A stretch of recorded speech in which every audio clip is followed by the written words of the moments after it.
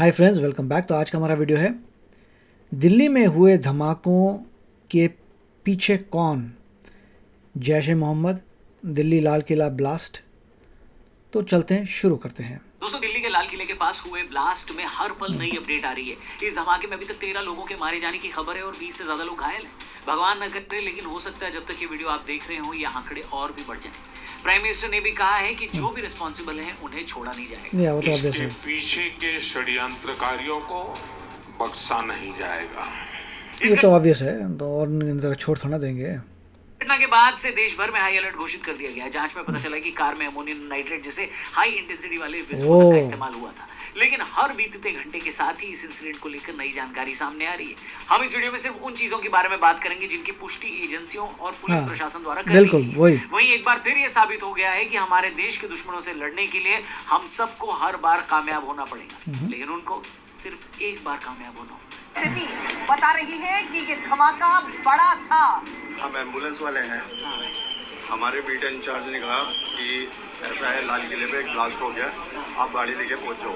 देखिए, ब्लास्ट के फौरन बाद तुरंत जो आसपास का इलाका था उस पर इम्पैक्ट इतना ज्यादा हुआ कि पूरे इलाके में एकदम से कहें कि जो लोग वहां पर खड़े हुए थे, जो लोग चल रहे थे, उनके चीथड़े उड़ गए। The blast, which has resulted in the death of so many over here in the Red Fort area after 6:30 p.m. last night, is now officially called a terrorist incident. दोस्तों, इस वीडियो के बनने तक जो भी अपडेट्स आई हैं वो हम आपको बता देते हैं। सबसे पहले तो i20 कार थी, हरियाणा नंबर था, ओनर को हिरासत में लिया गया है। इनिशियल ऑब्जर्वेशन ये है कि एक फिदाइन हमला हो सकता है। सीसीटीवी फुटेज से संदिग्ध व्यक्ति की कुछ तस्वीरें और गाड़ी के पार्क होने का टाइम भी सामने आया है। कुछ रिपोर्ट्स इसको फरीदाबाद जम्मू कश्मीर से जुड़े मॉड्यूल से जोड़ रही हैं। फरीदाबाद मॉड्यूल की खबरों के में ये संभावना जताई गई है कि ये लोन वुल्फ नहीं बल्कि किसी मॉड्यूल से हमला हो सकता है। इस घटना से ठीक 24 घंटे पहले गुजरात एटीएस ने 3 ऐसे आतंकियों को भी गिरफ्तार किया जिनके पास से केमिकल वेपन, AK-47 कारतूस और कई सारे हथियार पकड़े गए। इन तीनों आतंकियों का मकसद देश के अलग अलग हिस्सों जैसे दिल्ली, लखनऊ, अहमदाबाद सहित बड़े हिस्सों में बड़े आतंकी हमले करना था। एटीएस को इनके पास से कई पिस्टल, 30 जिंदा कारतूस और राइसिन जहर बनाने के लिए इस्तेमाल होने वाला लगभग 4 लीटर कैस्टर ऑयल मिला। इन लोगों ने पाकिस्तान और अफगानिस्तान के हैंडलर से संपर्क में रहकर हथियार ड्रोन्स के जरिए भारत में मंगवाए। अहमदाबाद, दिल्ली और लखनऊ के सेंसिटिव इलाकों में रेकी करके खुफिया जानकारी और फोटो खींच कर रखी थी। जांच में पता चला कि इनका मकसद राइसिन जैसे विषैले पदार्थ की मदद से एक केमिकल आतंकी हमला करना था। अब ये जहर ऐसा है जिसको कोई स्मेल, टेस्ट या रंग दिखाई नहीं देता, लेकिन किसी इंसान के शरीर में जाते ही ये 3 दिन के अंदर उसकी जान ले लेता है और इसका कोई इलाज भी नहीं होता। इन तीनों का नाम डॉक्टर अहमद मोयुद्दीन सैयद, आजाद सुलेमान शेख और मोहम्मद सुहेल सलीम। देखिए, ये सही है, मगर इन्होंने क्लियर नहीं किया कि इनका लिंक था रेड फोर्ट के ब्लास्ट से नहीं। और अगर आप बोलते हैं हाँ था लिंक, तो क्या लिंक था, किसने किया था ये ब्लास्ट, उसका नाम क्या था, क्या ये इनके टीम में था, तो ये सब पता करना पड़ेगा। ये पकड़े गए, दैट्स गुड, वो फरीदाबाद से पकड़े गए, ब्यूटीफुल, मगर दिल्ली ब्लास्ट और इसका क्या कनेक्शन है। मोयुद्दीन हैदराबाद, सुलेमान शेख शामली और सुहेल खान लखीमपुर खीरी से था। अहमद मोयुद्दीन सैयद इस साजिश का प्राइम सस्पेक्ट है जिसने राइसिन जैसे खतरनाक केमिकल की जानकारी रखने के चलते ये हमला करने की कोशिश की थी। लेकिन इस मॉड्यूल ये हमला तो हो नहीं पाया, राइट। तो दूसरे की बात करो। जाने के बाद से खुफिया एजेंसी और ज्यादा हाई अलर्ट पर थी। और ठीक उसी दिन खबर पुलवामा से भी आई। उसी खबर के तार दिल्ली में हुए धमाके से भी जुड़ते नजर आ रहे हैं। इसमें पुलवामा के रहने वाले डॉक्टर उमर नबी का नाम सामने आया है। कहा जा रहा है कि उमर जैश ए मोहम्मद से जुड़े आतंकी मॉड्यूल का हिस्सा था जिसके कई सदस्य पहले ही गिरफ्तार किए गए थे। उमर के साथ ही तारिक ने उस कार को उमर को दी थी। इस हमले के पीछे जम्मू कश्मीर के आतंकी नेटवर्क और फरीदाबाद के छापों का भी हाथ है। फरीदाबाद में 29 किलो विस्फोटक बरामद हुआ जो देश में बड़ी तबाही मचाने के लिए इस्तेमाल होने वाला था। अब क्योंकि ये पकड़े गए तो पैनिक में चले गए और लाल किले पर इन्होंने जल्दबाजी में ब्लास्ट कर दिया। उमर नबी जो धमाके का सस्पेक्ट है वो कश्मीर के पुलवामा का रेजिडेंट है। अब जांच चल रही है कि वो डॉक्टर बनने के बाद फिदाइन हमलावर कैसे बन गया। साथ ही एक महिला डॉक्टर को भी गिरफ्तार किया गया है, डॉक्टर शाहीन, जो हथियारों को एक कार से ले जा रही थी। शाहीन के लखनऊ कनेक्शन की भी जांच चल रही है। लेकिन अब सबसे जरूरी बात, क्या इस हमले से पहले सरकार और खुफिया एजेंसियों के पास कोई ऐसी खबर थी जिसके बाद से हमने देश के अंदर कई सारे बदलाव देखे थे। एक्सपर्ट्स कह रहे हैं कि देश के अंदर लगातार SIR से बांग्लादेश घुसपैठियों को भगाया जा रहा है। इसके साथ ही इलाके के इलाके इन लोगों से खाली कराए जा रहे हैं। ये इस लेवल पर चल रहा है जिसे देखकर सभी लोग हैरान थे। वहीं पूर्वांचल भारत और नॉर्थ ईस्ट से लगातार नक्सलवाद के खिलाफ भी ऑपरेशन चल रहे थे। अगर आप ध्यान दें तो सब कुछ एक प्रॉपर प्लानिंग के हिसाब से हो रहा था। अब सरकार ये बताए या ना, या कभी हमें ये पता भी ना चले, लेकिन पुलवामा हमले के बाद से सरकार और एजेंसीज पूरे देश में एक मिशन मोड में चल रही थी। क्या खुफिया एजेंसियों के पास ऐसी कोई जानकारी स्पष्ट थी कि पाकिस्तान इस मामले में कोई बड़ा आतंकी हमला कर सकता है? एक्सपर्ट्स का कहना है कि पिछले 24 घंटों में पकड़े गए इस बड़े मॉड्यूल के बाद से ही आतंकी और उनके हैंडलर पैनिक मोड में थे। इतना बड़ा नेटवर्क पकड़ा गया जो स्लीपर सेल की तरह इस देश में काम कर रहा था। अब उस नेटवर्क के तार एनआईए और बाकी एजेंसियां जोड़ रही हैं, लेकिन ये देखा, पता है कि यही पॉइंट था कि अभी तार जुड़े नहीं है, यू डोंट नो, जोड़ रहे हैं अभी। इतना बड़ा इंसिडेंट आपने दिल्ली में देखा, वो उस प्लानिंग के सामने कुछ भी नहीं था जो इन करेक्ट, बिल्कुल सही है, वही तो बात कर रहे हैं। आतंकियों ने करके रखी थी। पर दोस्तों ये ब्लास्ट कई सारे सवाल खड़े करता है हम सबके सामने। पहला सवाल, 5 डॉक्टर्स इसमें पकड़े गए। डॉक्टर्स, कहा जाता है कि पढ़ लिख कर इंसान समझदार बनता है, कट्टर नहीं बनता। उनको बना दिया ना। तो क्या माना जाए, कट्टरता का पढ़ाई से कोई लेना देना नहीं? बताइए। आपने कट्टर बना दिया उनको। यस।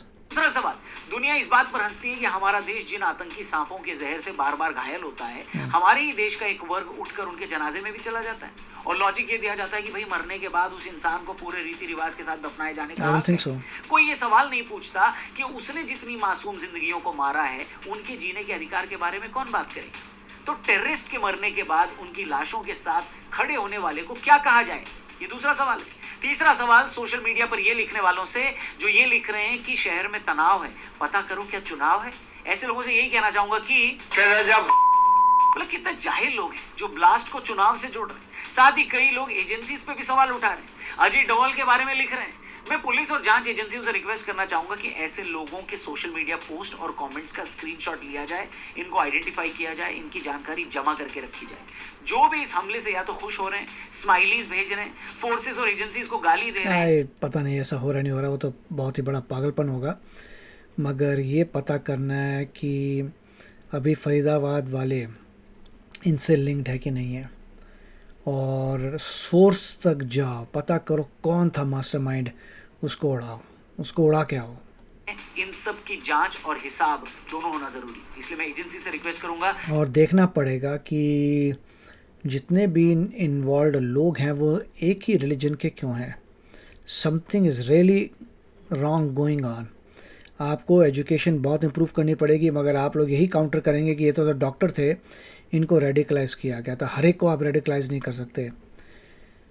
सभी लोगों की एजुकेशन बहुत हाई होनी चाहिए जिससे चांसेस ऑफ रेडिकलाइजेशन कम हो जाए। इन लोगों को तो टारगेट किया था, इन लोगों को रेडिकलाइज किया था जानबूझ के, क्योंकि डॉक्टर्स थे, डॉक्टर्स को पकड़ा, उनको रेडिकलाइज किया, तो वो कुछ और बात है। या फिर इन लोगों का कुछ लेना देना था किसी हादसे में, they are anti India due to some reason. ये देखना पड़ेगा आपको कि ये लोग जो हैं इनको क्यों इतना सेंटिमेंट आ रहा है एंटी इंडिया का, प्रॉब्लम क्या है। कि इन सब के पोस्ट का स्क्रीनशॉट आप लोग जमा करके रखिए, क्योंकि ऐसे ही लोगों के लिए कहा जाता है कि किले के दरवाजे हमेशा अंदर से ही खुलते हैं।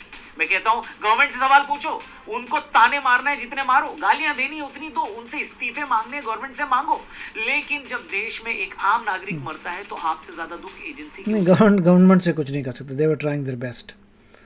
अब ब्लास्ट हो गया, अब आपको इंटरनल जो जैसे होता है स्पाई एजेंसीज को इंक्रीज़ करना पड़ेगा, ज़बरदस्त अलर्ट में करना पड़ेगा, बहुत कुछ करना पड़ेगा अब। मगर उन्होंने जो है जिस हिसाब से जगह जगह चीज़ें पकड़ी हैं उससे पता लग रहा है कि बहुत बड़ा होने वाला था।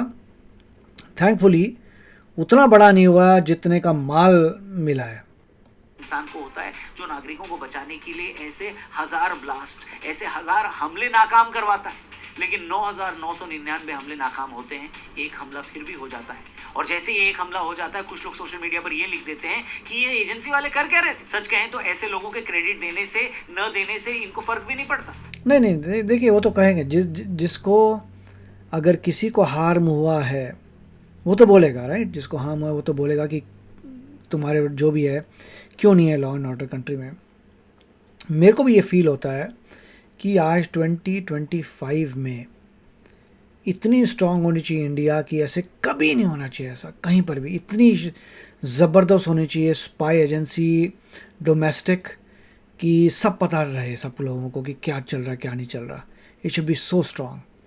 और कभी भी ऐसी चीज़ नहीं होनी चाहिए क्योंकि ये इमेज ख़राब करती है कंट्री की, इन्वेस्टमेंट की प्रॉब्लम आती है, तो इमेज बहुत क्रिटिकल है, उससे इन्वेस्टमेंट कम हो जाती है, बहुत लॉस होता है कंट्री को।